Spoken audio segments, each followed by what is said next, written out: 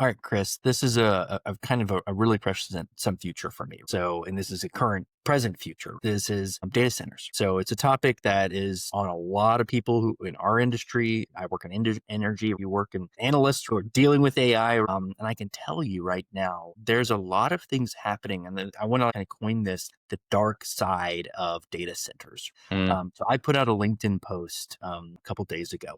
And that LinkedIn post, I said, these are kind of the dark things that people aren't seeing with data centers. And then now I'm seeing it over and over again. Now more and more people are posting about the dark side of data centers. And I wasn't the first one to do it. Lots of people are doing it. But this is kind of a really, really important topic that people are talking about because right now in my area, they're building big, huge, large data centers. Okay, yes, that's my post. this is yeah. Now Yeah, now you got it. you're part of the thing now. Yeah. We Yeah, all know yeah. you. We see you. So connect me on LinkedIn, people, if you're listeners, if you want to, right? Like and But so subscribe. yeah, like and subscribe, right? But so data centers right now, so they're building two data centers, and there's a huge amount of grassroots movements happening here.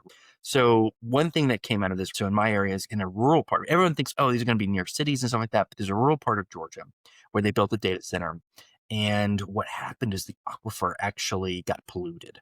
And there's this lady who says, hey, my well got polluted. Like, I can't drink my well water in this rural town. And it's a data center. And they said, hey, we did a study and it's not related. But the thing is, data centers are very energy heavy and they're very water heavy. People don't realize how much fresh water it takes to cool down all of these servers inside of these data centers.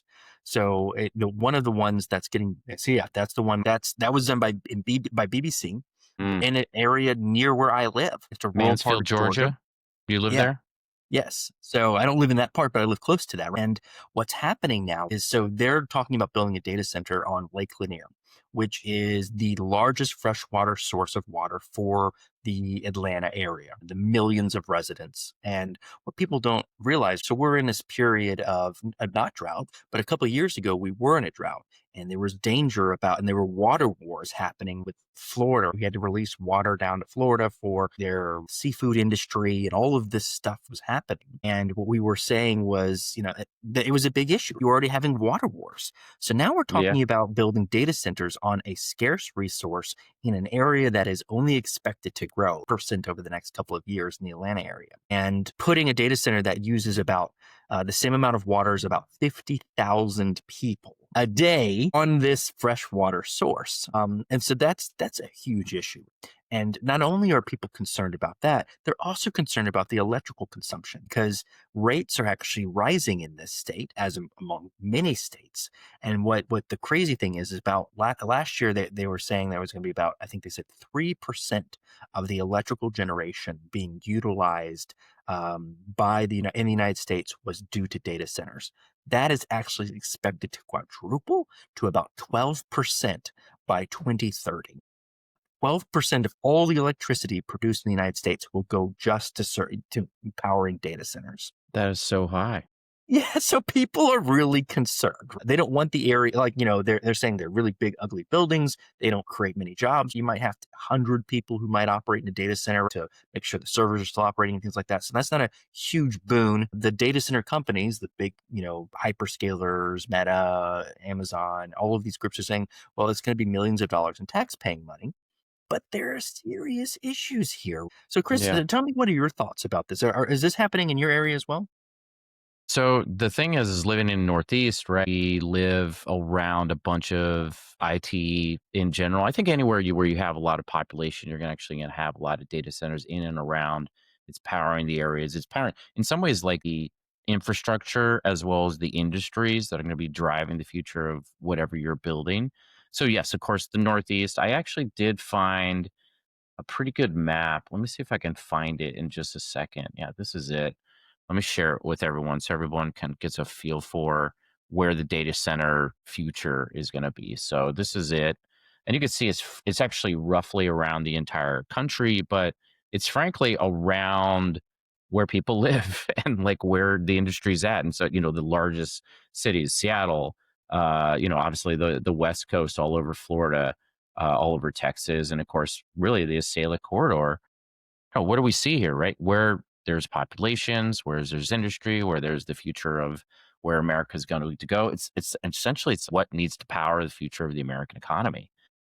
And as you said, we're increasing by 3, 4, 5x with a kind of a shaky grid. Remember what we were doing during the Biden administration, what we've been talking about for a really long time, which actually is a uh, more of an investment into the electrical grid infrastructure and how would it power all this. And frankly, I think what this new AI world and in some ways the AI space race, AI race, perhaps, which is what's happening in 2025, going in 2026 and beyond, is I think we see the power of AI. We saw it through generative AI. I think we're going to see it through what we want to see in the vision of what agentic AI will be. And then, of course, the power of AGI. And maybe that's 10 to 50 years around the corner or closer. We'll see. What do you need in order to power this new world? Data. You need these big, ugly spaces that power the stuff with the fastest lines you can, directed as, in some ways, the electrical currents of the early 90s to where Americans work, where Americans drive autonomous vehicles, where robotics is going to be, where software centers are going to be, where Facebook or Google or AWS's logistics, as well as their compute power, is required. This is going to take a deep understanding of actually forethought. And I kind of just don't, it doesn't feel very much we're thinking deeply about it, how to do it in a resource efficient manner, how to do it in a manner that doesn't negatively impact the environment, doesn't negatively impact the wallet. There's a lot of sort of political leanings when it comes to this sort of stuff. If you're impacted and let's say you have a very vibrant economy, well, maybe you can sort of deal with it because of the folks that are making the money in the economy that's being driven by the AI and data centers that are in that area. What if you're in an area where you don't have that and you don't have the tax revenue that has the ability to not only take care of this or deal with the environmental fallout? It does feel like we are racing, maybe falling into this AI world, especially when it comes to this data center world. And we're not really putting a lot of forethought in exactly how to implement this energy properly. And frankly, I think we should be extremely cautious. And you see these things. I'm really glad you really brought up this specific story about this woman in Georgia and or all these other areas. We really need to think deeply about how we're going to power the future AI world. Could not be more timely because AI gets all the headlines. I don't think anybody's really thinking about how to power it all. And I'm just so glad you brought it up. There's all these grassroots movements that are happening. So in my area, there like people were mad and they tried to go up to the Mm. local government to say, hey, what are you guys doing? And they had closed door meetings. They wouldn't answer people's questions. And there's all this stuff that's like there's some shady stuff going on, right? I mean, but you have to look at the sheer statistics of these things. So in Iowa, Google has a data center, and it's Council Bluffs, Iowa. The facility that they utilized that they built in 2024 used 1.3 billion gallons of water, so about 3.7 million gallons daily. Wow. That's crazy. In Texas, data centers are actually projected to claim about 0.5% of the state's total water in 2025. But that's supposed to get closer to 3% by 2030. Data centers using 3% of Texas's water. And that's going to intensify competition with agriculture, with households, especially during droughts, like we mentioned. So, there's in Georgia also people are mad because they built Plant Vogtle, right, which is a nuclear power, nuclear facility, and rates were already rising. And that's another reason people are really mad. It's not just about water, it's about the electrical consumption because when you have more competition for a scarce resource like electricity, you mentioned the grid already, then those rates are going to rise. And those rates have already risen. And people are already noticing that the rates are rising because of these AI data centers, right? That's a huge issue. Data centers are already account for about 2% of global electricity usage. And that's in 2025. They say that that's going to actually double by 2030 and potentially triple to about, like I said, I think I mentioned earlier, like 12% of national 12%. use Yes. by 2030 will be used just for data centers. It's huge. So, I mean, and so these grassroots movements are starting because people are like, not in my backyard. They don't want these data centers. They're ugly. They consume electricity. They consume water. So this is a big issue, and it's happening across our nation. You showed that map, all the data centers that are projected to be built or are currently being built, and there's lawsuits happening. There are people who are organizing movements to get them not close to them. They don't see this as a boon, right? They don't see this as the federal government now says we want to lead in AI, and that's where we're building these data centers. But there's no regulation that is actually supporting and protecting people across the nation. That legislation is lagging behind. So that means there's a lot of uncertainty, a lot of unsafe, not safety issues that come with this.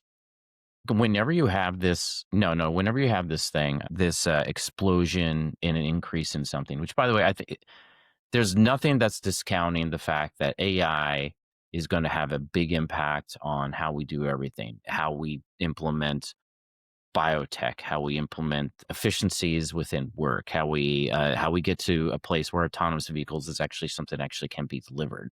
All the things that we talk about on this podcast and that we want to explore about how we actually can better the human being on Earth through its economy, through its capabilities, through its healthcare, through all the things that make human beings go. This is the basis for it. And that's where the fervor, that's where all the eyeballs, We that's can where now the blame the economy is rise of going. I actually just brought this up on my own LinkedIn, and it's true. Currently, right now, the S&P 500, which is 50% of the world's equity. And by the way, I got this from Scott Galloway's. Shout out Scott Galloway. I love him. But anyway, 50% of the world's equity, stocks and whatnot, that's what we mean by equities, is in the S&P 500. 20% of currently the S&P 500 is the top 5 stocks. And these are all AI-based firms. Microsoft's, Apple, Meta, Google, AWS. These are the Amazon. These are the companies that are driving the future of the world. AI is in turn interconnected into all the operations that they do. We need AI just like we need data centers to take not only America, but really, the world to the next stage of where we're going to go in terms of like bettering humanity.